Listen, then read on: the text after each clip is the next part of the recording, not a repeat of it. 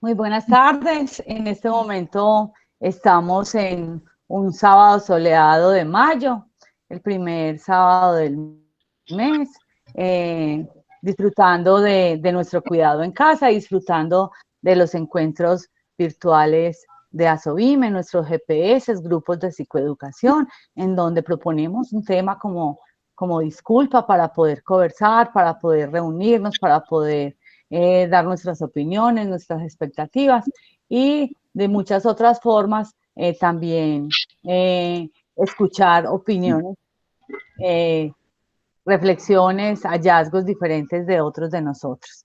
En esta tarde nos reunimos de nuevo con Juan Carlos Calle. Juan Carlos ya ha estado con nosotros en otras oportunidades y hoy con un tema diferente, pero también muy interesante. Este tema fue propuesto o fue abordado tangencialmente en el último GPS y entonces me parece que es necesario como abordarlo un poco más, como adentrarnos en él, porque la propuesta de este psiquiatra, Lacan, nos podría dar muchas luces, nos podría facilitar muchos entendimientos para comprender los estados emocionales por los que hemos pasado y la forma como nos comunicamos. Entonces demos el saludo a Juan Carlos Calle, que ya está con nosotros. Hola, Juan Carlos. ¿Qué hubo, Claudia? ¿Qué hubo, grupo de Asobibi? ¿Cómo vamos? Espero que estemos bien. Para el día de hoy vamos a tener en nuestro conversatorio, nuestro GPS, un tema referido a uno de los autores de psicoanálisis que es Jacques Lacan. Vamos a hablar de la reinversión del psicoanálisis. O sea, ustedes saben que el padre del psicoanálisis es Freud, ¿cierto? Y estamos hablando de prácticamente un siglo y medio atrás de este tiempo. Sin embargo, el escritor contemporáneo más importante de psicoanálisis es Lacan. Vamos a hablar de él, qué reinvención hizo en psicoanálisis, porque es importante para nosotros conocer la teoría en Lacan, o sea, qué implica Lacan en nuestros nuevos paradigmas frente a la salud mental, frente a la educación, frente a la psicoeducación. Sí, recuerden que, como les había compartido en una ocasión, mi título no es psicólogo, soy educador físico. Eh, de las cosas tuve la fortuna de estudiar en las líneas de una intervención en educación física que es la expresión analítica, en la cual abordamos estos temas, abordamos a Freud, abordamos a Lacan, abordamos a Jung, abordamos a muchos autores. Erich Fromm, pero hoy nos corresponde hablar directamente de Lacan. ¿Qué implicación tiene, qué implicación tiene Lacan en la vida cotidiana y en la vida de la educación? Sí, para iniciar, el primer paradigma lacaniano que todo el mundo conoce, que todos sabemos de él, es el decir, el inconsciente está estructurado como un lenguaje. Es decir, aquí es donde nosotros empezamos a mirar las genialidades de Lacan, ¿sí? La primera de la genialidad de Lacan es eso, o sea, entender lo inconsciente como un lenguaje, como una red de significantes, ¿cierto? Distinto a una red de significados que es competencia de lo consciente, ¿cierto? Entonces, igualmente en Lacan, seguimos con la división consciente-inconsciente. Simplemente que el inconsciente lacaniano tiene algo más allá del inconsciente freudiano y es el mirarse como un lenguaje de imágenes, ¿cierto? Como un lenguaje de sensaciones, por eso es un lenguaje de significantes. Entonces, mientras empecemos, Claudia, a mostrar las diapositivas. Voy a compartir mi pantalla.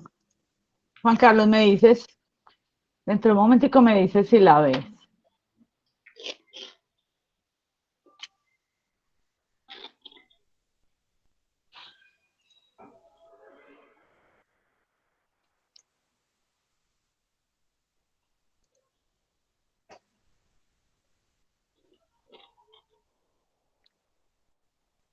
Listo, si la ven.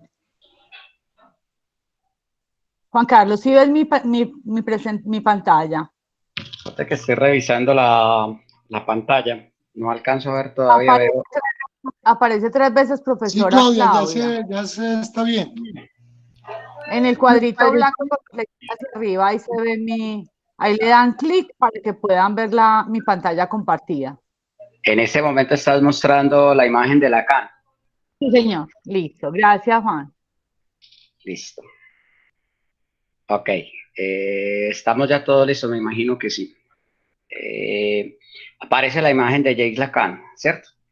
Vamos a entender un par de detalles de diferencias entre Lacan y Freud. Una de ellas es que Freud es austriaco y la lengua materna de Freud obedece básicamente al alemán, ¿cierto? Es de ascendencia judía.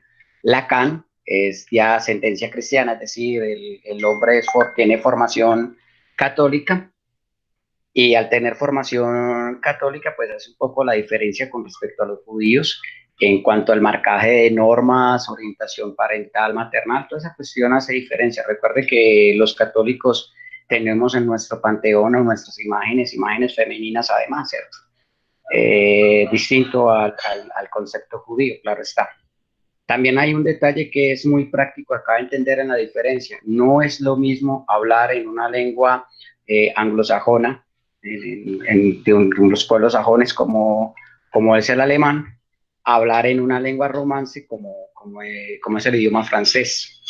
Nosotros somos de una lengua romance español, en cierta forma, por eso también entendemos con facilidad, bueno, digo facilidad entre comillas, las ideas de Lacan. ¿Por qué? Porque pertenecemos a una lengua que es un poco más emotiva, más sensible, no tan pragmática como es el inglés y el alemán, ¿cierto? Los ingleses y alemanes manejan un idioma más pragmático, nosotros manejamos un idioma que es un poco más estético.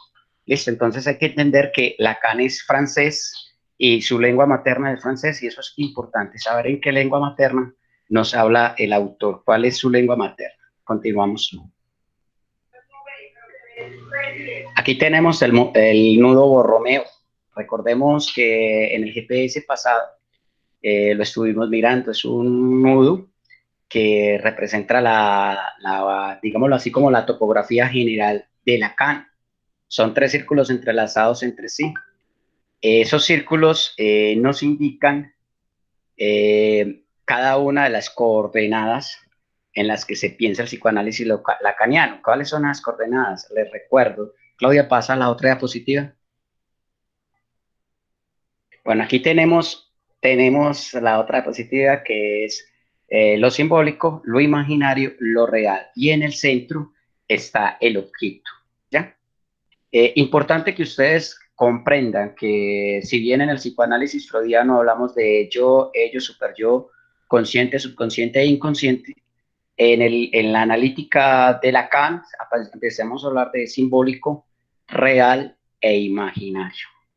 Esto lo habíamos abordado en el último GPS. Es importante que ustedes tengan la referencia. ¿Por qué? Porque las coordenadas de muchos psiquiatras están en función de los mediadores neuronales, mediadores sinápticos, ¿cierto? De las hormonas, de los microelementos, del litio. Bueno, son cosas que son importantes, son reales, y tienen un paradigma como tal. El paradigma, digámoslo así, disciplinar del psicoanálisis en Lacan contempla este asunto, lo simbólico, lo imaginario y lo real.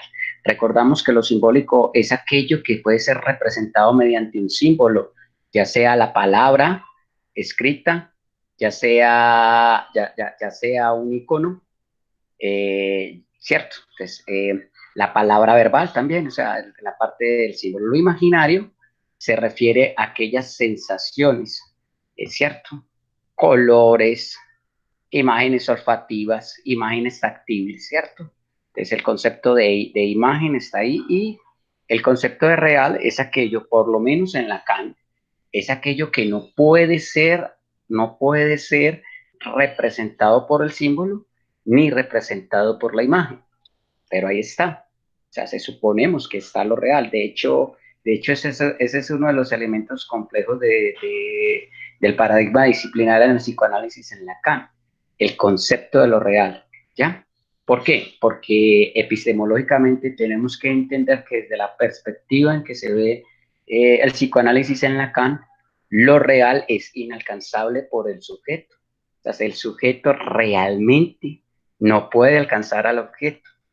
O sea, la relación sujeto-objeto será siempre fallida frente al conocimiento como frente a la relación con el otro. Me explico. Cada vez que tú te relacionas, por ejemplo, tú eres madre y te relacionas con tu hijo. A ver, un adagio popular dice, los hijos no nos pertenecen. Claro, porque es que no hay manera, ni por el símbolo ni por la imagen, de aprenderse completamente del hijo, ¿sí? O sea, la relación profesor-alumno, nosotros no, o sea, los alumnos no nos pertenecen completamente, es decir, no nos podemos aprender completamente de ellos, por más que queramos, por más transferencias que hagamos. Igual, aplíquelo al noviazgo y aplíquelo a la vida cotidiana, cada una de sus relaciones. Y frente al objeto de conocimiento pasa lo mismo. Antes más tratas de conocer al objeto, te das cuenta que menos conoces, ¿sí? Eso aquí lo estamos como chapoteando un poco, hablando del objeto del conocimiento, del objeto de afecto, es decir, esta función del objeto, debemos entender que en el psicoanálisis siempre va a ser una relación fallida, en cuanto tanto no somos capaces de captar realmente quién es el otro, ¿sí? O sea, no tenemos la certeza absoluta de quién es el otro. Claudia, quisiera ver la frase que teníamos antes de esta imagen. Bueno, miremos esta frase. La vida posee un solo sentido, poder jugársela, y jugarse la vida tiene algo de apuesta, ¿cierto? En cierta forma, cada una de las cosas que nosotros hacemos tiene algo de azar, precisamente porque no podemos llevar a la manipulación del símbolo todos los eventos. Si todos los eventos fueran llevados a la manipulación del símbolo, sería fácil, no habría incertidumbre. En el símbolo no hay incertidumbre, ¿ya? La letra A será la letra A, la letra B será la letra B, la palabra casa será la palabra casa en el idioma que tengamos. Pero la incertidumbre de un hogar, por ejemplo, es otro cuento. La incertidumbre del amor, ser amado, es otro cuento. La incertidumbre de la sensación, la incertidumbre del conocimiento, es otro cuento. O sea, es una apuesta. Todos tenemos apuestas en la vida precisamente por eso. Continúo, Claudia, con las otras diapositivas. Bien, aquí tenemos un pequeño juego de letras. Tenemos Freud, Lacan, Saussure. Empecemos hablando por Saussure, empecemos por la de abajo. Saussure. Hay una diferencia entre Freud y Lacan y es la influencia de la lingüística, ¿cierto? Aquí los que han dictado español saben que existe algo que es el signo susoriano o el signo lingüístico.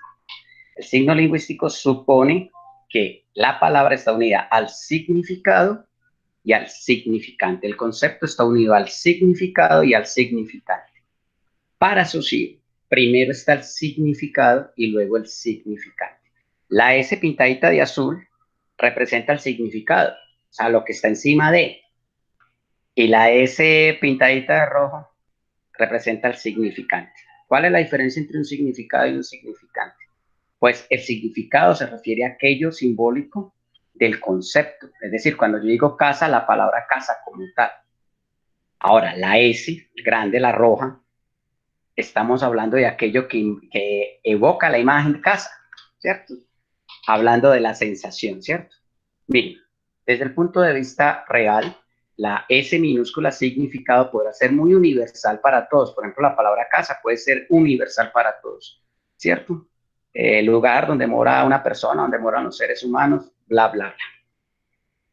Y la S grande es el imaginario de casa. Cuando yo digo casa, usted se imagina, algunos se imaginarán una casa pequeña, otra casa grande, la casa donde crecieron y todo eso. Como pueden ver, la imagen del significante es un poco más extensa, ¿cierto? Aunque no nos detenemos a pensar en ese tipo de cosas, pero es así. Listo. Nótese un detalle.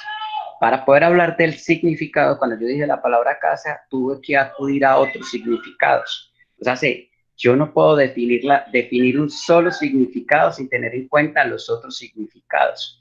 E igualmente pasa con el significante. Yo no entiendo qué es el significante si no hay otros significantes. Entonces, cuando digo la palabra casa, también se puede venir de largo la palabra hogar, la palabra morada, la palabra habitación, muchas cosas se pueden venir en ese momento. Bien, veamos a Freud. En el fraccionario en que escribimos Freud está la letra Q arriba y la letra R abajo. En este caso, en esta imagen, la letra Q representa la carga de afecto y la R el representante. El representante viene a ser las veces de aquello que estaba, pues, en el mundo de Freud, en el momento en que Freud escribe, no se hablaba del significado y significante, se hablaba de carga de afecto y representante. Ahí es donde está una de las genialidades de los paradigmas freudianos, ¿cierto? Es decir, que cada representación que hay en la mente está inmersa a una carga de afecto. Ahí es donde muchas personas entran en discusión con el psicoanálisis. ¿Por qué? Porque la mayoría de ciencia o la mayoría de disciplina o el paradigma filosófico, valga la redundancia, de la mentalidad humana, de la filosofía humana, desde René Descartes, es la idea de la razón, ¿cierto? Y pensarse que lo que está representado en los símbolos está jugado por los lados del afecto, por los lados de la emoción, por los lados de la sensación, pues no se había pensado, no se había contemplado esa situación. Es decir, que la unidad pulsional tiene carga afectiva y carga de representación. ¿Dónde está la genialidad de Lacan? La genialidad de Lacan consiste en que la S mayúscula está sobre la S minúscula. Y tú me dirás, pero ¿qué hay de genialidad en eso?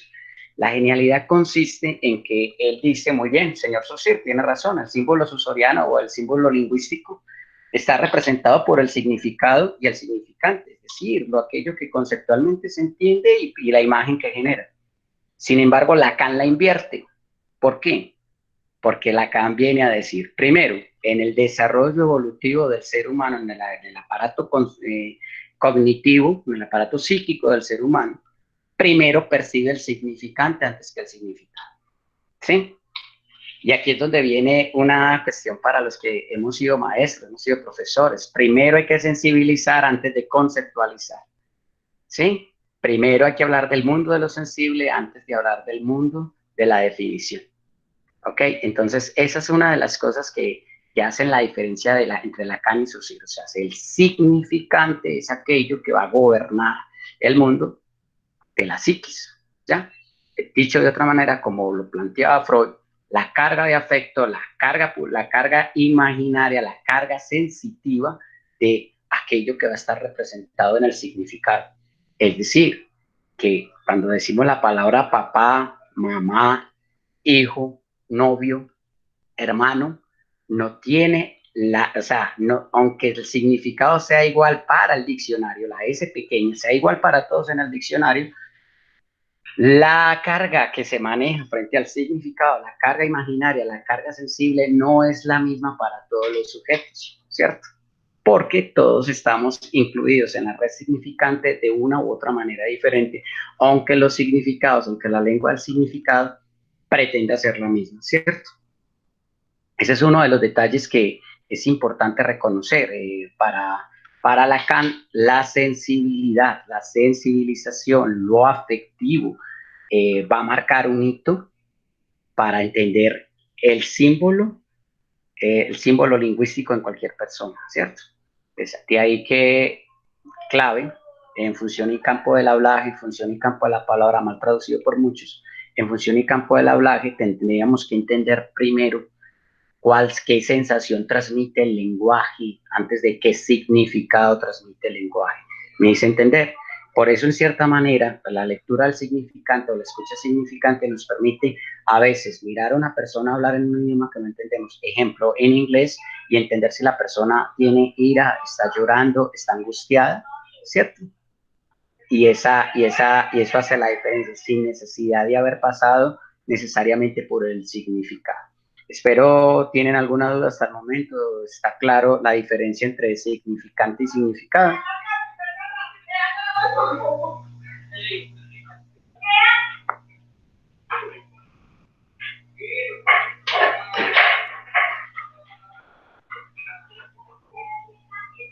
No hay preguntas.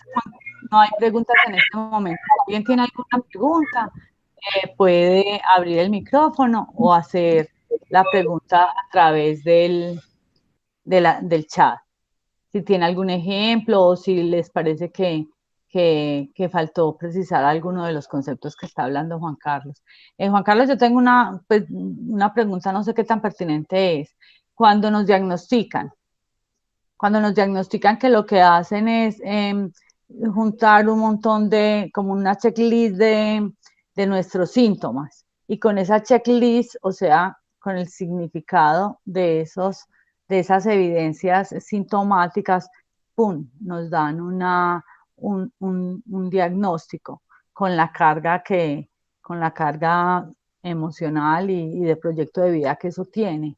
Entonces, ¿cuán, cuánto nos hemos, al menos yo, cuánto me he sentido afectada por un diagnóstico eh, a raíz de unas evidencias sintomáticas en un momento específico?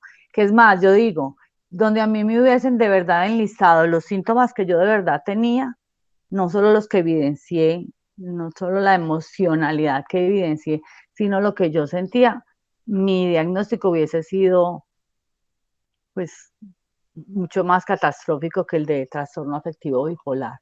No sé qué quieres decir de eso.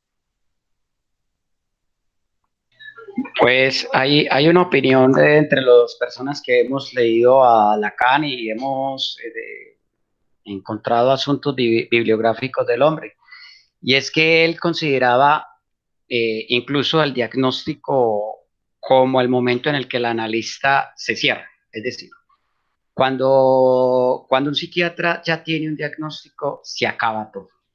Es decir, el límite de pensamiento aparece. Para Lacan y para la escuela francesa, para el concepto lacaniano, el diagnóstico suele ser castrante, no solamente para el paciente, sino también para el analista, para el tratadista, digámoslo así, para la persona que está al frente de salud mental.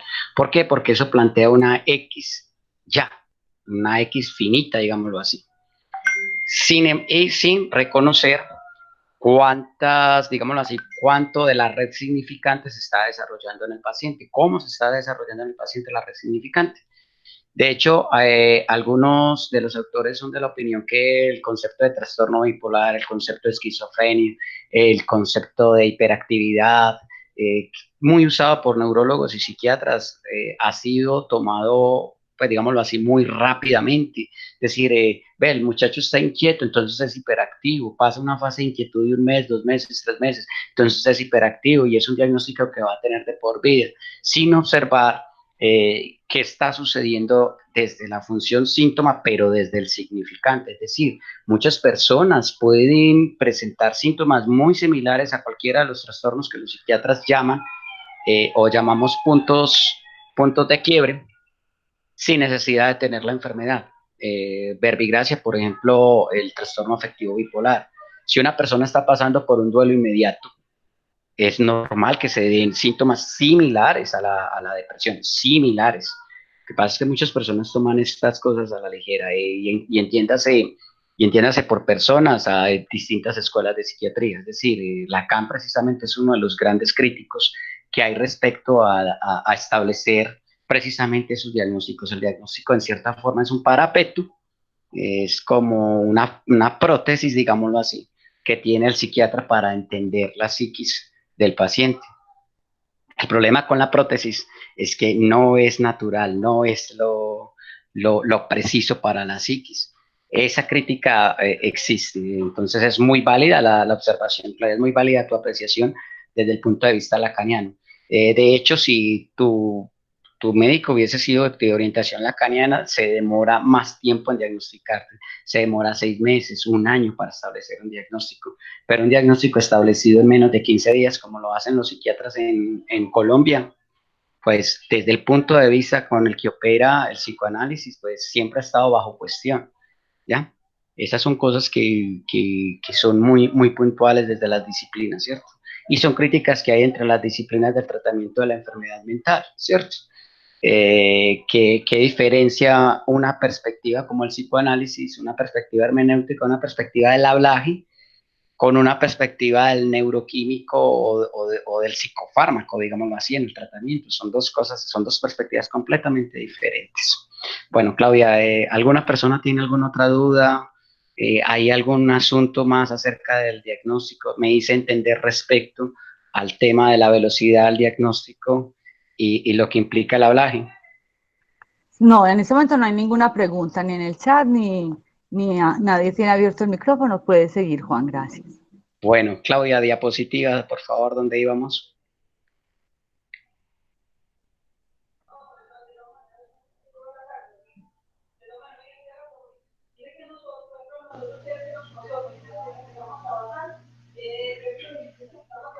Bien, continuamos a la otra diapositiva. Mire esta belleza. El discurso capitalista rechaza el amor porque el amor está fuera del cálculo. No hay saber que pueda dar cuenta de la contingencia de los encuentros, ni se le puede normativizar. Ojo a ese detalle del amor, o sea, ojo que el amor estructura muchas cosas en nuestras vidas, ¿cierto? Nuestro afecto y todo eso. No existe manera de que puedas cuantificar qué tanto es el afecto, qué tanto es un abrazo, qué tanto es una palabra en el buen sentido de la palabra, es decir, con todo y significante, no solamente su significado, ¿cierto? Entonces, decir, o sea, cuantificar el efecto significante de un concepto difícil, ni se diga del lenguaje en términos del afecto, ¿cierto? Entonces, por eso es así. Respecto a lo que estamos comentando ahora del diagnóstico, recuerden que estamos en una sociedad capitalista, el paradigma del capitalismo es el paradigma de la utilidad. Por eso, en cierta forma, los diagnósticos se hacen express, rapidísimo. Te llevan al psiquiatra y rápidamente estás diagnosticado. Criticable desde el punto de vista de las escuelas hermenéuticas, diagnosticar rápidamente al paciente. Continúo.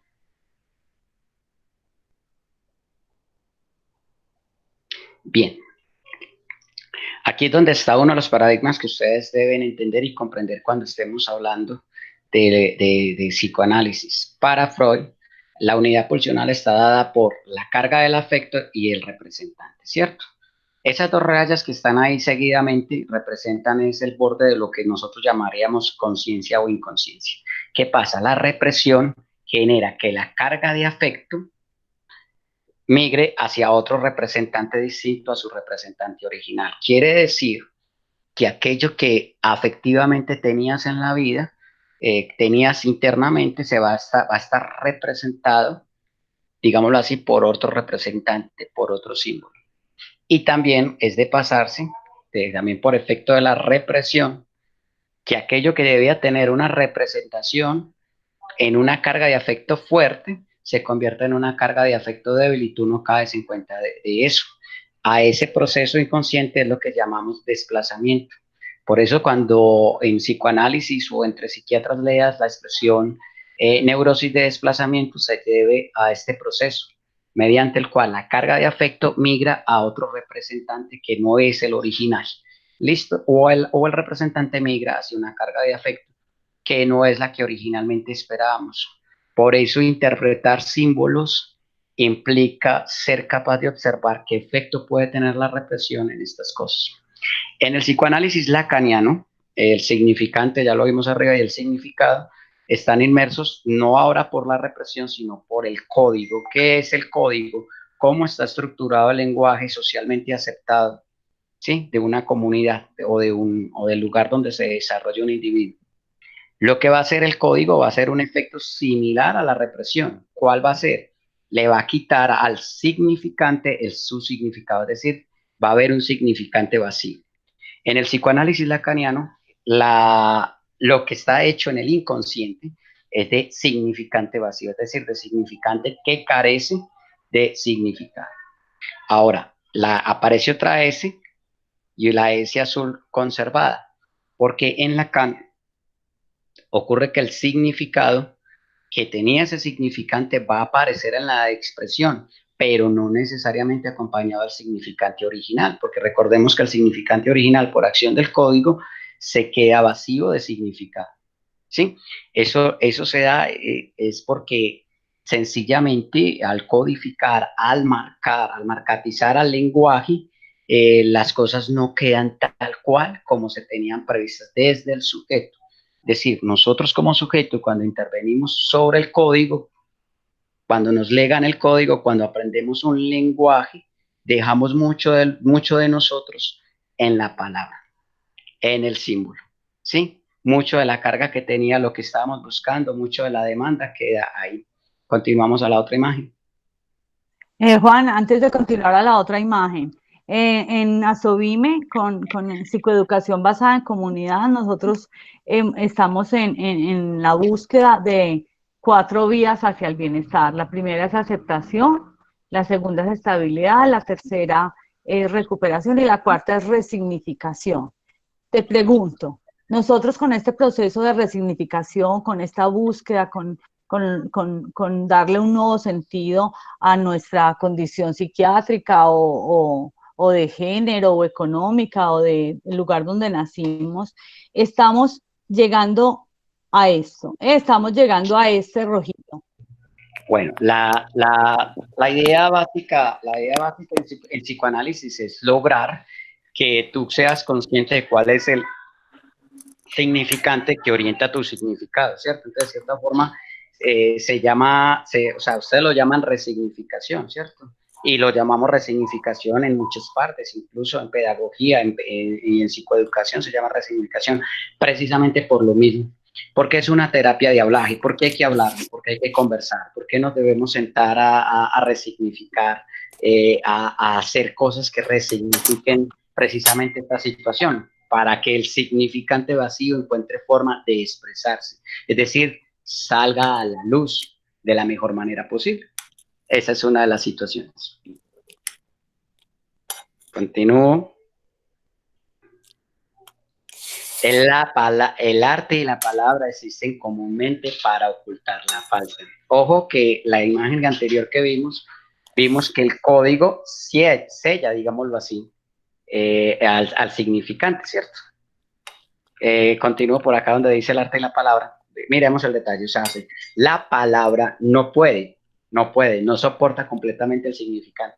Es decir, aquello que quieres decir no puede ser dicho por la palabra. Uy, suena pesado, pero es así. Es decir, no existe una palabra o un código absoluto que permita que aquello que tú sientes se pueda ir allá, ni siquiera una obra de arte, ni siquiera la imagen.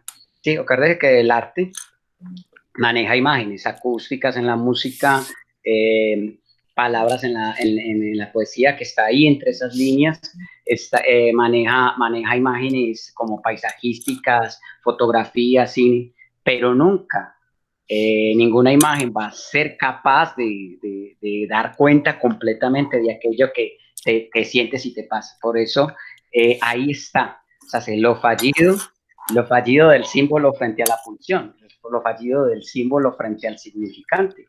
Ese es uno de los detalles. Por eso, esto que dice, el arte y la palabra existen comúnmente para ocultar la falta. Es decir, por más que hables, por más que digas y por más que siempre va a estar la falta ahí presente. Continúo. Aquí esta belleza. Este detalle es importante.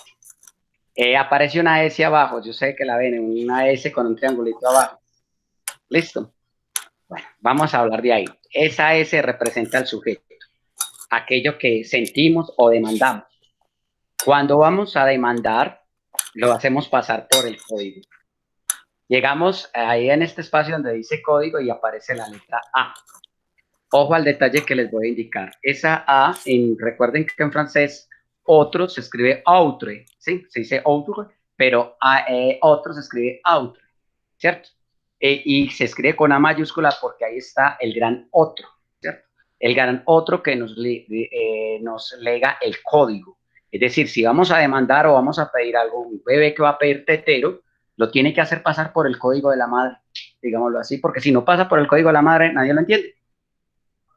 Listo, seguimos la flecha negra con curvita y todo, a donde dice mensaje. Listo. Y luego la flecha que va en la dirección de la voz, ¿cierto? Y esa dirección vuelve y utiliza el código y aparece algo que es la asociación de código. Digámoslo así de esta manera, cuando un bebé va Cuando un bebé va a pedir algo, sencillamente lo hace pasar por el código que le llega a la madre y, por ejemplo, va a decir tete. Y la mamá le dice tete. Ahí está la sanción del código. La mamá le dice tetero, se dice de esa manera. O sea, el otro que está ahí con nosotros creciendo, que nos acompaña en el crecimiento, es la persona que nos liga el código. De ahí que en el psicoanálisis lacaniano, esa persona que te habla en tus etapas de bebé es fundamental. La sanción de código se presenta cada vez que entras en comunicación. Cada vez que aprendes un nuevo significado, estamos sometidos a la sanción de código, ¿cierto? Entonces, el código está dado por, digámoslo así, por aquella autoridad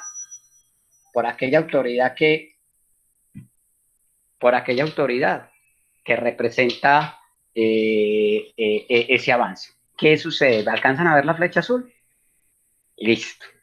¿Qué pasa en esa flecha azul? O sea, tú hablas porque tu pulsión te lleva a hablar, tu impulso te lleva a hablar, tu impulso te lleva a demandar del otro, ¿cierto? O sea, no hablas porque sí. O sea, ahí es donde René Descartes se equivoca. Tú no razonas porque sí, razonas porque tu impulso te lleva a razonar, ¿cierto? Es algo como instintivo en el asunto de razonar, pensar y usar la palabra. ¿Qué pasa aquí? Que el código no puede sostener completamente la pulsión. O sea, si la palabra tetero no alimenta al bebé. La palabra tetero no alimenta al bebé y eso lo hace interesante, ¿cierto? O sea, la palabra no puede sostener el símbolo, no puede sostener completamente la pulsión. Son las verdades que manejamos aquí. Entonces, como el símbolo, como el código, no puede sostener debidamente la pulsión y la imagen, entonces siempre va a haber algo, o sea, en la mente, igual que pasa en los principios de la física, la energía no se crea ni se destruye, se transforma, ¿ya? Y aquellas cosas que no puede sostener el código, que no son sostenidas en el código, van a derivar inconsciente. Derivan inconsciente, ¿cierto? Dame un segundito, yo apago el celular. Entonces, la deriva del inconsciente nace precisamente de eso. O sea, en el término psicoanalítico es porque el código no puede sostener completamente a la pulsión. Sigamos, Claudia, por favor. Esta es un poco más complicada porque la A, mira la A mayúscula que tienes ahí, representa al otro, o sea, hacia dónde está el código. La M representa el mensaje. Las S negras chiquiticas en el arco representan a la línea de los significados y las S grandes en rojo representan las líneas del significante. Ahora, ¿qué pasa? El sujeto demanda del otro, el otro no puede satisfacer con su código aquello que el sujeto demanda y sencillamente aquello que se demanda va y se transforma en inconsciente. Es inconsciente, ¿por qué? Porque es una cadena significante carente de significado, es decir, la sensación, la imagen que no puede ser llevada al lenguaje. Aparece el matema del deseo. ¿Qué es el matema del deseo? Pues deseo es igual a la demanda menos la necesidad, ¿cierto? O sea, me explico aquí, cuando un adolescente dice, necesito unos Adidas, realmente está demandando unos Adidas, lo que necesita es calzado, ¿ya? Porque entonces ahí es donde calculas que el deseo es la demanda menos la necesidad. Importante, porque sucede en el campo de lo inconsciente, ¿cierto? Ahora, sigue la flecha azul, ahí es donde sucede lo inconsciente, o sea, aquello que está carente de un significado que puedas observar claramente. Antes de la anunciación, ese significado aparece en la letra A tachada y eso significa que ese significante carece de significado. O sea, la imagen está puesta allá, pero no encuentra un significado con quien aliarse. Listo. Ahora, en la enunciación, justo en la M, en el mensaje, justo en la M sucede la enunciación. O sea, cuando enunciamos, cuando hablamos, es una unión entre lo que consideramos como significado, ¿cierto? Que está manejado por lo consciente y aquello que deriva de lo inconsciente. Por eso muchas veces al hablar, al decir, al expresar, al sintomatizar, aparece el significante. Ahora, ¿qué es lo que los psicoanalistas llaman escucha significante? Precisamente eso, no solo escuchar el significado atrás de una palabra, ¿sí? No es solamente cuando te dicen te amo, sino cómo te lo dicen. No es lo mismo decir te amo que decir te amo. Son dos cosas completamente diferentes, ¿cierto? ¿Por qué? Porque el significante le va a dar forma de imagen a la palabra, la va a formar o lo va a deformar. Por ejemplo, ahí es donde aparece el acto fallido en la enunciación, ahí es donde aparece el síntoma, ahí es donde aparece la inhibición. Listo, creo que soy claro con el universo lacaniano, que es... Venga, Cuéntame. vuélveme a repetir dónde aparece el síntoma. El síntoma en la enunciación, ¿por qué? Porque el significante está vacío, ¿cierto? Es una carga de afecto vacía y necesita ser expresada mediante el mensaje, ¿cierto? Entonces aparece la posibilidad de que el sujeto exprese, ¿cierto? Y el sujeto va a tratar de expresar desde lo que él considera código. Sin embargo, la jugada de lo inconsciente es expresarse en ese momento. Entonces, aquello que se debía manifestar de una manera tal, se manifiesta de otro. Es decir, el síntoma, si tienes ira, supuestamente debe existir las palabras que te den el significado para expresar tu ira. Sin embargo, como la tienes reprimida, por ejemplo, aparecen otros aspectos de la palabra que no estaban asociados, ¿sí? O que no estaban, ¿cómo digámoslo así?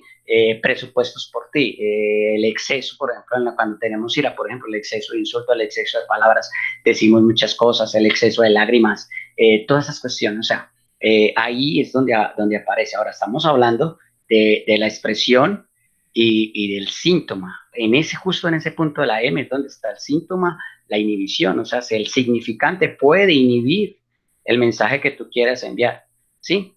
Puede inhibir el mensaje que tú quieres enviar. Por ejemplo, en el caso de una relación sexual, al varón llega a la impotencia selectiva. ¿Por qué? Porque el mensaje que él quiere mandar es precisamente quiero estar contigo, ¿cierto? Pero ocurre que desde el significante la orden es otra. No quiero estar contigo. O tú me recuerdas que eso que está allá, carente de significado, ¿sí? Bien sea una madre maltratadora o un evento traumático, ¿sí? Que en ese momento despierta. Cuéntame. Juan, los procesos de silenciamiento y de meditación, Los, eh, ¿cómo influencian este esquema? bueno, ahí es donde viene un asunto que es, que es de difícil entendimiento para algunos. O sea, hay gente que en su proceso de meditación es capaz de autoobservarse, ¿cierto? Y tratar de hacer una autolectura del significante. Esa es una posibilidad que hay cuando entras en proceso de silenciamiento y meditación. Sin embargo, muchas de las personas entran en proceso de silenciamiento y meditación y no se encuentran con el sujeto, porque el sujeto es el que entiende el significante, se encuentran con el yo, que es distinto. El yo es aquello que el otro dijo que yo era, ¿ya? O que yo debía ser. Muchas personas cuando entran en proceso de meditación lo que hacen es tratar de reforzar la sanción de código. ¿Cómo hago para reforzar los códigos sociales que me han entregado, los códigos que me dijo mi madre, ¿cierto? Pero no hay afluencia al sujeto. Es decir, existen las dos variables cuando hay silenciamiento, ¿sí? ¿Qué sucede? ¿Qué tan consciente eres de si te estás encontrando con tu sujeto o tuyo? Si te estás encontrando con aquello que los otros negan de ti, o si te estás encontrando con tu sujeto, con aquello que está dentro de tu pulsión. Es interesante la pregunta y es un interesante dilema. Voy a cerrar la presentación para que Juan Ramiro haga una pregunta. Juan Ramiro, tienes la palabra.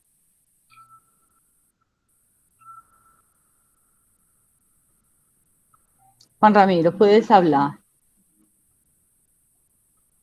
Juan, ¿cómo hace uno en el momento de meditar darse cuenta o cómo hago yo para diferenciar en ese momento preciso que estoy encontrándome con el sujeto y no con el super yo?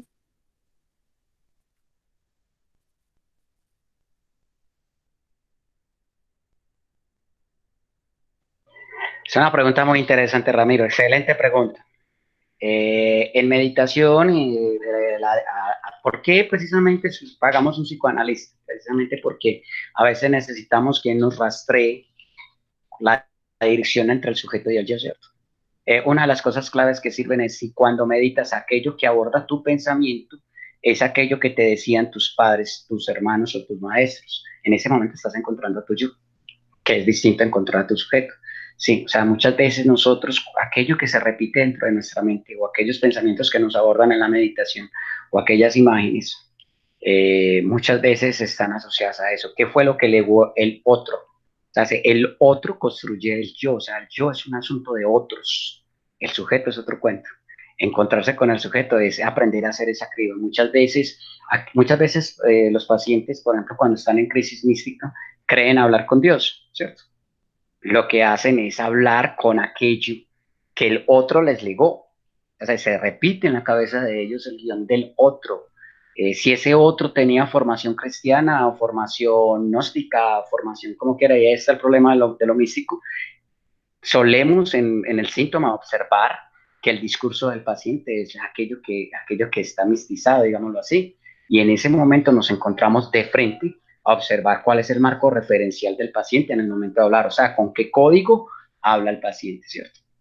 Con qué código nos llega el paciente. De hecho es observable mucho y respetando mucho a los cristianos y creyentes que cuando abordas este tipo de cosas, este tipo de experiencias místicas, las personas resultan hablando con el marco referencial que los formaron de niños, bien sea con la catequesis del sacerdote o con la escuela dominical del pastor evangélico que los formó. Y es observable completamente. O sea, meditar es otro cuento distinto a reforzar el código del otro, ¿cierto?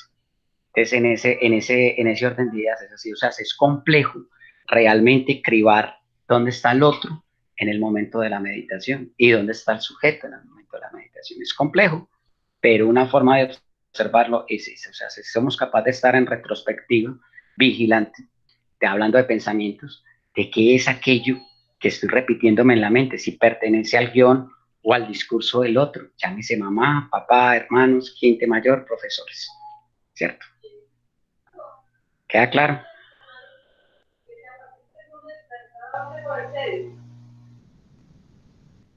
Julia Gredo tiene una pregunta, no sé si quiere tomar el micrófono.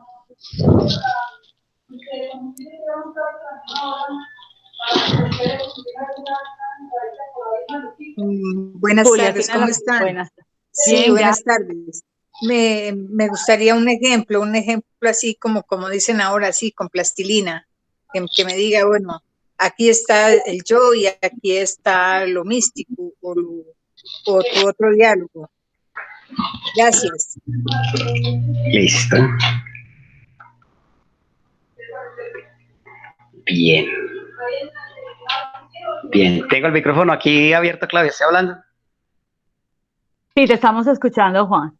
Listo, bueno, yo mencionaré un caso que resultó ser un caso clínico. La paciente fue diagnosticada con trastorno bipolar. Vuelve y juega aquel detalle del diagnóstico que Claudia mencionaba. Pasó lo siguiente, es decir, una persona con formación cristiana descubrió las mieles de la sexualidad con su novio, ¿cierto? Ella, aunque sea de familia cristiana, su novio, o sea, aquello que representa el fantasma del enamoramiento de ella, estaba representado por un tipo que, si bien masculino, deportista, adicto, pues no trabajaba en ese momento, es decir, no era aquello que se pareciera a lo que la familia considera. Ocurre que la sujeto entra en crisis mística, se siente tocada por el Espíritu Santo y empieza a deformar sus sensaciones, pensamientos, ¿cierto? Se observa todo eso. Me siento tocada, soy capaz de hablar en lenguas y todo eso.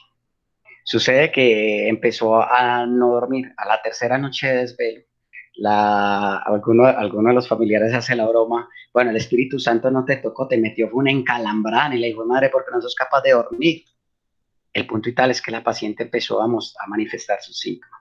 Ahora aquí interpreto que es una crisis mística, precisamente aquello, cuando el paciente cree que aquello que pertenece a su super yo, o sea, cuando hablamos de Dios, y aquí, perdón si vuelvo y toco el tema, cuando se toca el tema religioso es un poco maluco por la creencia de cada uno de nosotros. Y aquí la diferencia entre junguianos y freudianos frente al tema de Dios, o sea, ¿qué pasó aquí? El paciente necesita, por aquellas cosas que había hecho, por aquellas cosas que había compartido a nivel de sexualidad, a nivel pulsional, con su novio que no era aceptado por la familia, suprimir esa angustia. ¿Y cómo lo hace? ¿Cómo hace para enfrentar la angustia? Lo enfrenta desde una crisis mística, en la que Dios la acepta, la aprovecha y todo lo demás. Hay personas que les da al revés. sienten que el que les habla es Lucifer, que el mismo putas les habló, que el diablo está dentro de ellas, tengo el diablo adentro, digámoslo así. Otros dicen, tengo el toque del Espíritu Santo, la unción del Espíritu Santo, ¿cierto? O sea, son tendencias que se presentan frente a síntomas histéricos. Ahora, de dónde viene la situación? Sencillamente ella había tenido relaciones con su novio, había resultado embarazada y había perdido al bebé, había abortado al bebé, o sea, voluntariamente, ¿cierto? Con lo que implica el trauma de un aborto. Entonces, ¿dónde está el sujeto? ¿Dónde está el yo? ¿Y dónde está, dónde está el super yo? Pues sencillamente el super yo está representado en la idea de Dios, en la idea que el Espíritu Santo la toca. O sea, cuando aquello que pertenece al mundo del Padre, en el nombre del Padre, ¿qué es aquello más que en el nombre del Padre que la Iglesia cristiana? La Iglesia cristiana incluso conjura en el nombre del Padre, del Hijo y del Espíritu Santo. Mira que ahí estamos, ¿cierto? Entonces, aquello que habla en ella en el nombre del Padre, en el nombre de aquellas cosas que son el código, trata de suprimir la angustia mediante un síntoma. Ocurre que la interpretación del síntoma por parte de ella es, estoy tocada por el Espíritu Santo, ¿cierto? ¿Qué sigue? Viene el psiquiatra considera que es un trastorno bipolar. Ya si lo hubiese visto una escuela con más tradición en hermenéutica, hubieran descubierto cuál era la raíz del significado de toda esta situación, o sea, es la raíz de culpa, la raíz de dolor abierta en este término de haber entrado en contradicción o entrado en conflicto mental entre haber solucionado de forma pragmática un embarazo a partir de un aborto. Por ejemplo, en este caso se puede ver claramente la diferencia que hay entre aquello que nosotros podemos considerar yo y el conflicto que implica un evento de orden pulsional. O sea, el descuadre afectivo que hay en esta situación. O sea, se es fruto del amor de alguien que amo, pero lo amo en rebeldía, lo desecho y todas estas consecuencias que traen, o sea, el conflicto entre su super yo, su ello y su yo, o sea, en términos freudianos y en términos de Lacan implica que hay una ruptura entre significado y significante. Ahora, ¿qué viene? Toda esa carga emocional se viene por un significado que no es. ¿Cuál es el significado? Estoy tocado por el Espíritu Santo. ¿Ya? Ese es el significado que ella encontró a toda esa carga pulsional. Y ahí es donde se manifiesta el síntoma. Ahorita Claudia preguntaba, ¿cuál es el lugar del síntoma? Pero el lugar del síntoma es el lugar de la enunciación. O sea, todos enunciamos de una u otra forma sintomáticamente. Solamente que aquello que se ve más disfuncional es aquello que vamos a llamar síntomas, ¿cierto? Entonces, ahí es donde les ejemplifico. Ahora, la psiquiatría colombiana, que fue la que cogió el caso, considera o parapeta toda esta situación detrás de un trastorno bipolar. ¿Ya?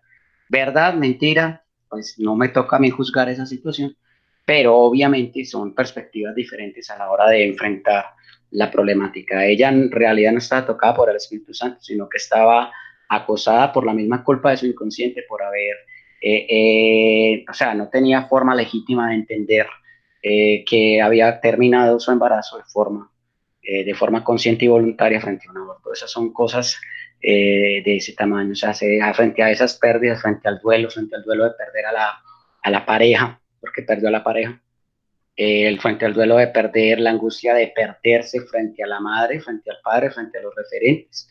¿Por qué? Porque si tú eres una niña cristiana y acabas de abortar, ¿cierto? ¿Cómo te ves frente a tus padres, cierto? Entonces, es ahí que porque lo que ahorita hablamos de resignificación. Si en un momento dado la paciente resignifica, y eso es un proceso fuerte también, posiblemente en otra escuela ella no sea considerada con trastorno bipolar, pero es el diagnóstico, o sea, digámoslo así, es la fácil por donde se sale el psiquiatra, es un trastorno bipolar, ¿ya? Listo, quede claro con el ejemplo. Yo creo que sí. Si Julia tiene Juan, alguna otra intervención que hacer, entonces lo puede hacer por el chat o por el Juan, micrófono. yo tengo una. Juan, desde esa perspectiva, Ramiro, antes de tu pregunta, yo quisiera despedirme porque tengo otra reunión, bueno, entonces perfecto. quedan con Juan, con los dos Juanes, muy bien acompañados. Claudia, Hasta luego. antes de irte, hagamos un acuerdo. Como tendríamos sesión mañana, a partir, o sea, yo no desarrollo más temas, sino que converso con las personas que están en el chat. Perfecto. Y a partir de mañana empezamos por los esquemas de triangulación edípica, que son los que siguen. ¿Listo? ¿Te parece? Listo. Entonces, Perfecto. este GPS tiene primera y segunda parte. Mañana nos volvemos a encontrar aquí. Quedan con Juan Carlos y Juan Ramiro. Juan Ramiro, puedes Ramiro. plantear tu pregunta. Juan, bajo esa perspectiva, entonces, ¿cómo la psicología lacaniana concibe realmente las patologías psiquiátricas? Porque de acuerdo a lo que tú estás diciendo, muchas de esas condiciones que estás hablando allí no son tanto problemas psicológicos, psiquiátricos, sino más bien como psicológicos. O sea, tratables de una manera muy diferente a como la trata la psiquiatría. ¿Cómo está eso allí? No sé si me hice entender bien en la pregunta. Ok, si me escuchan en ese momento, Ramiro, ¿me escuchas? Sí, sí, estás perfecto. Listo. ¿Qué sucede? Aquí estamos hablando de paradigmas frente a la enfermedad mental, ¿cierto? Ya les había dicho, existe por un lado una corriente que trata de encontrar la solución a la salud mental a partir del psicofármaco y explicarla a partir del mediador sinóptico y demás. Y existen las teorías hermenéuticas, que son las teorías de psicología, que las explican de otra manera, se explican el asunto de otra manera. En el caso del psicoanálisis, la perspectiva del hablaje, de la pulsión, del inconsciente. Bueno, tenemos que entender primero que clínicamente el psicoanálisis define tres instancias clínicas o tres formas clínicas. La una es la neurosis, la otra es la psicosis y la otra es la perversión, ¿cierto? Son tres aspectos de tres aspectos clínicos que el psicoanálisis va a considerar. La mayoría de psiquiatras atienden los casos de psicosis, ¿cierto? Y se supone que las neurosis deben ser atendidas por el psicólogo, ¿cierto? Digámoslo así, las neurosis son más dadas a este fenómeno del hablaje, ¿cierto? Mientras tanto, las psicosis corresponden más con el aspecto que la psiquiatría tradicional o la psiquiatría del psicofármaco considera tratable, ¿ya? Ahora, esa línea que existe entre neurosis y psicosis no es tan clara, no está claramente definida como distinguir una fractura de una luxación, no está claramente definida y no existe manera de saberlo, por lo menos en un tiempo tan corto. O sea, esa es la gran crítica que muchos le hacemos al sistema de salud, guión bajo, salud mental de Colombia. ¿Por qué? Porque somos muy rápidos al diagnóstico, a establecer diagnósticos sin observar si aquello que está sucediendo en la mente del sujeto sucede por efecto neurótico, por ejemplo, o por efecto perverso, ¿cierto? ¿Cuál es la diferencia? ¿Cuáles son las diferencias allí? Pues bueno, hombre, el perverso no siente la necesidad de su psiquiatra, con toda seguridad no la siente. Cree que las cosas están bien y las cosas pueden funcionar, ¿cierto? Le puede pasar al psicótico, sí, también le puede pasar al psicótico, pero para considerar una persona psicótica se necesita establecer otro tipo de exámenes también, exámenes médicos que corroboren esa información. Ahora, la base de cada uno de los estados clínicos es la perversión. O sea, existe neurosis en cuanto existe la perversión, ¿cierto? Y existe psicosis porque existe la perversión. O sea, en todo momento la perversión está presente. Y obviamente no hay que hablar del perverso, sería una relación idéntica. El perverso es perverso, ¿ya? ¿Qué pasa aquí? Que muchas veces los psiquiatras no establecen cuáles son esas relaciones, no caen en cuenta de ellas y creen que pueden salirle al paso a toda la situación con el psicofármaco, que obviamente el psicoanálisis va a tender a estudiar más exhaustivamente el proceso de la neurosis. O sea, descartar primero la neurosis antes de llegar a la conclusión de que hay un evento psicótico en el sujeto, ¿cierto? Ahora, también es entendible, los psicóticos y los perversos tienen relación con síntomas neuróticos. O sea, esa línea que existe entre las tres no es tan definible. O sea, un perverso puede por momentos en su vida actuar como actúa un neurótico, sin embargo, no es la prevalencia de él, ¿cierto? un psicótico en un momento dado, tenemos que entender que en el caso de las distintas psicosis que diagnostican por ahí los psiquiatras, mucho de su componente, mucha de su fuerza, mucha de la gravedad de sus síntomas se comportan precisamente por efecto neurotizante. Es decir, si usted tiene una psicosis y tiene un efecto neurotizante en su proceso, o sea, un efecto de desplazamiento, un efecto de represión, un efecto de duelo, un efecto de separación, y claro, obviamente incrementa los síntomas en una psicosis. Ahora, la ventana, lo que hace la diferencia entre un evento y el otro, precisamente está ahí, en una bioquímica muy bien aterrizada, muy bien atendida. Sí, yo alguna vez le comentaba a mi compañera Claudia, le decía, lo que pasa es que muchas veces con efectos del trastorno bipolar, esquizofrenia y muchas de las enfermedades mentales comúnmente diagnosticadas en nuestro medio, en Medellín, no existe un acompañamiento del hablaje, precisamente de personas que entiendan este tipo de fenómenos. Es decir, tú vas al psiquiatra y te cambian la pastillita, te cambian la dosis, te cambian esto y también se necesita el hablaje, el hacer este proceso que ahorita Claudia mencionaba de forma muy brillante, la resignificación, porque es el concepto tal cual como se entiende en psicoanálisis. ¿Sí? Tú hablas, qué es libre asociación? Precisamente eso, buscar el procedimiento que me permita llegar a la resignificación del síntoma. Es eso. O sea, mucha gente le decía a uno, eso es bien complejo y usted lo simplifica de esa manera. Pues sí, porque es en resumen lo que hace la escuela psicoanalítica. Es decir, desde esa perspectiva, sí, ahí frente al diagnóstico, la escuela psicoanalista, sobre todo la lacaniana, tiene mucho reparo porque consideran, los lacanianos consideran que la mayoría de diagnósticos que se hacen a nivel mundial en cuanto a salud mental, no tienen la debida criba, digámoslo así, o el debido filtro de evaluación de considerar la fase neurótica del asunto. Entonces, creemos, y también estoy yo convencido de lo mismo, no quiero ser autoridad frente a ustedes, porque cada uno de ustedes tiene sus relaciones con sus psiquiatras o con sus pacientes o con sus compañeros en diagnóstico. Creemos que en la mayoría de los casos no se ha abordado debidamente por parte de los profesionales en el área de salud el aspecto del hablaje, el aspecto de escuchar al otro, de escuchar significantemente al otro. ¿Ya? Yo coloco el ejemplo que ustedes tienen una persona cercana a Sobime y creo que también han tenido la oportunidad de charlar con ella, la doctora Rosalba. Ella de una forma muy brillante habla del asunto, es decir, la posibilidad que tenemos del hablaje, la posibilidad que tenemos de hablar, de resignificar nuestras penas, digámoslo así, nuestras angustias, nuestros síntomas, nuestras inhibiciones, las podemos resignificar. Y no solamente es, bueno, dele tanto de litio, dele esta pastilla, dele este psicofármaco X, Y o Z. Igual nos pasa con los niños en el colegio.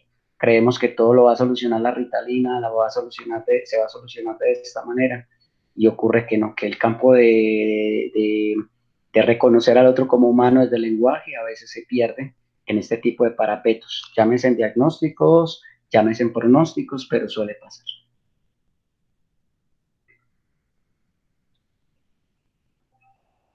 No sé si alguien tenga en este momento alguna inquietud al respecto, pero yo sí te quiero decir, Juan, me abriste más inquietudes que claridades, Claro. porque estás tocando unos puntos que yo desde mi desconocimiento, pero desde mis inquietudes, siempre he tenido, precisamente porque yo considero que cuando yo atendí por primera vez, en un momento de gran duelo, la sugerencia de asistir a un profesional de la salud mental, fui y es que no hablé, me presenté y fui diagnosticado, lo cual para mí nunca fue una diagnosis, sino más bien como una sentencia. Y esto ha, ha ahondado como mi espíritu rebelde en contra de ciertos profesionales, ¿cierto? Llámese psiquiatra y muchos otros. Pero te lo digo, nunca lo había escuchado de una forma tan clara como lo que has tratado vos, y aquí me surge otra inquietud.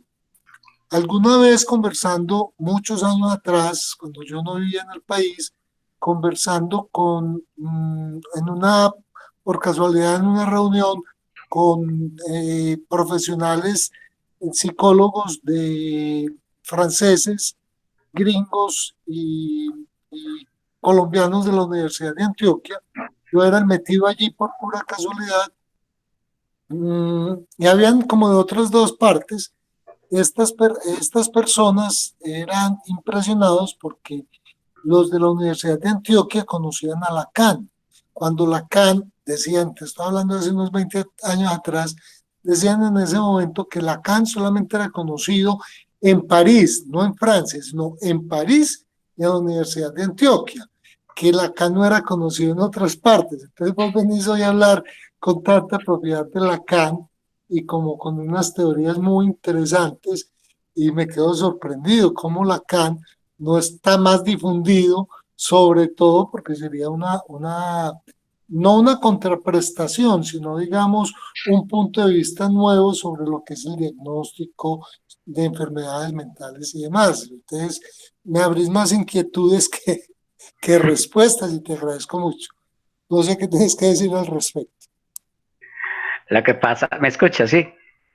Eh, lo que pasa es que una de las cosas que ustedes tienen que entender y es duro frente a la vida. Por ejemplo, ahorita tenemos este problema de la pandemia del COVID-19.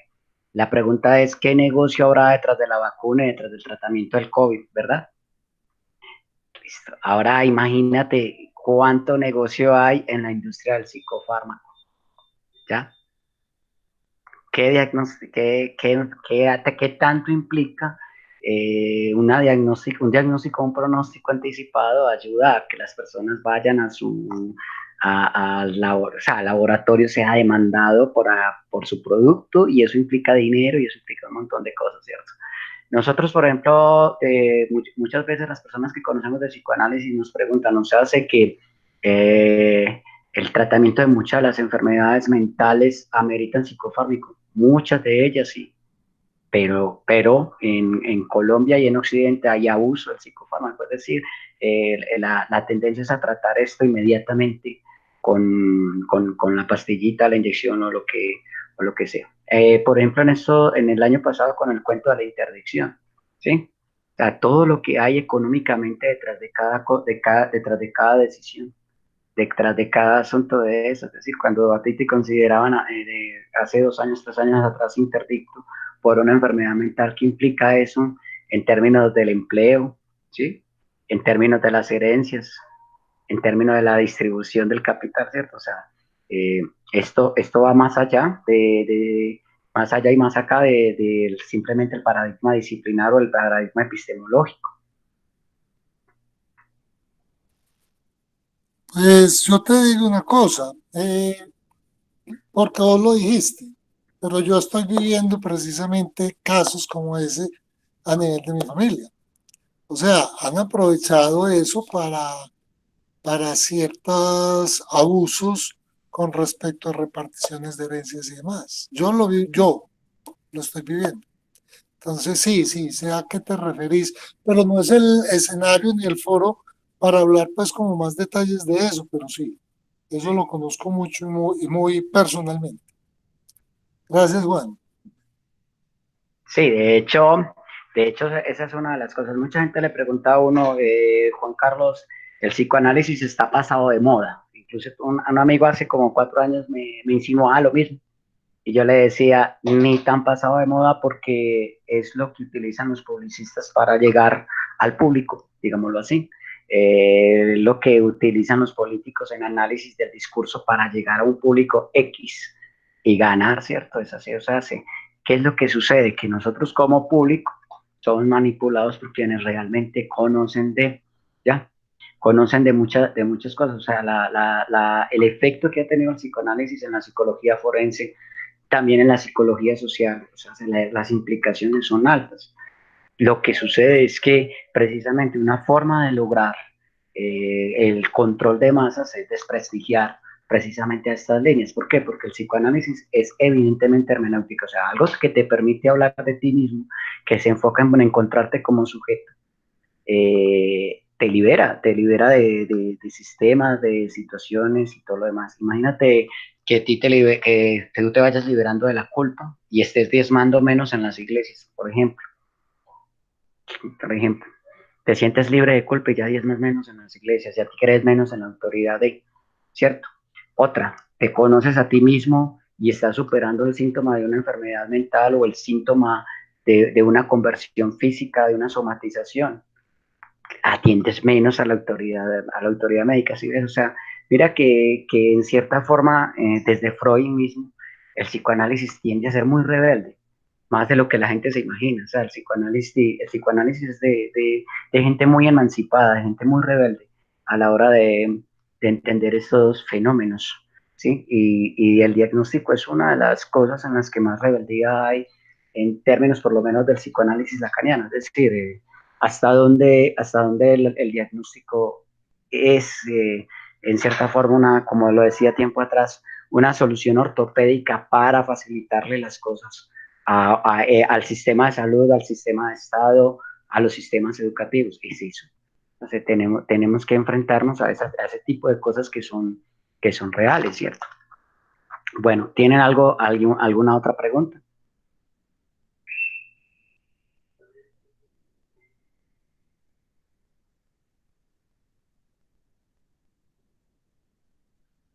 No, Juan, no veo a personas que hayan eh, abierto el micrófono. Entonces, como siempre, nosotros aquí en este foro que hemos hecho, eh, nos hemos dado cuenta que cuando las personas no, digamos, no replican o no abren el micrófono, es por una de dos. Una, o porque todo quedó muy claro, o dos, porque quedaron demasiadas inquietudes, pero hay que como rumiarlas y digerirlas, perdón. Entonces, me parece muy oportuno que vos hagas esto en una segunda charla, porque con toda seguridad que en esa segunda charla habrán muchas más claridades y muchas posibilidades de haber muchas más preguntas. Pero personalmente, como te digo, me surgieron más inquietudes que respuestas y eso creo que es importante. Yo te agradezco mucho y agradezco a todos los compañeros pues, que nos acompañaron hoy. Es importante que vamos pensando que pronto esta eh, cuarentena está de alguna manera llegando a su fin. Esto implicará de pronto algunos cambios eh, que quisiéramos, Claudio y yo, no suspender esta dinámica que para nosotros ha sido muy exitosa, muy gratificante, de muchas enseñanzas y demás. Entonces, si alguno de ustedes tiene sugerencias, tiene inquietudes también, no solamente sobre algunos de los GPS que hemos hecho hasta el momento y que están colgados en el canal de YouTube, o alguna sugerencia para Juan Carlos, o alguna sugerencia sobre la dinámica de estos GPS virtuales, eh, váyanlos pensando y les agradeceríamos mucho, porque si bien es cierto, la iniciativa fue de Claudia y yo la respaldé, es imposible haber hecho todo esto sin el concurso de cada uno de ustedes, de cada persona de ustedes, y cada uno de ustedes también tiene mucho que aportar desde su vivencia, desde su conocimiento, desde sus desconocimientos, preguntas y demás. Entonces, mañana nos volveríamos a reunir. Les agradezco muchísimo. Ya les puse el enlace de la película que vamos a conversar el martes. La película se llama Juegos del Destino, o en Colombia se llamó Juegos del Destino, o Todo lo Bueno, todas las cosas buenas en otros países. Es una película muy premiada, ha ganado, pues ganó Oscar a Mejor Película y Mejor Actriz en el 2013, si mal no estoy, y es una película con la cual muchos de nosotros nos vamos a poder identificar con personajes porque trata de manera directa algunas, digamos, algunos de los estados y trastornos que algunos de nosotros vivimos. Entonces, los invito a ver la película. Es una película romántica, una comedia romántica un poco divertida, tiene algunos pasajes simpáticos. Y Juan Carlos, no me queda de otra que agradecerte y esperar que te despidas de nuestra audiencia. Gracias. Está bien, muchas gracias. Mañana vamos a tratar, como les había dicho, el tema de las triangulaciones edípicas, cómo se entiende el Edipo en Lacan, el Edipo en Freud, y cómo obviamente nos incide. Y de todas maneras, hasta mañana y muchas gracias por la atención prestada. Gracias, Juan. Hasta luego a todos los demás.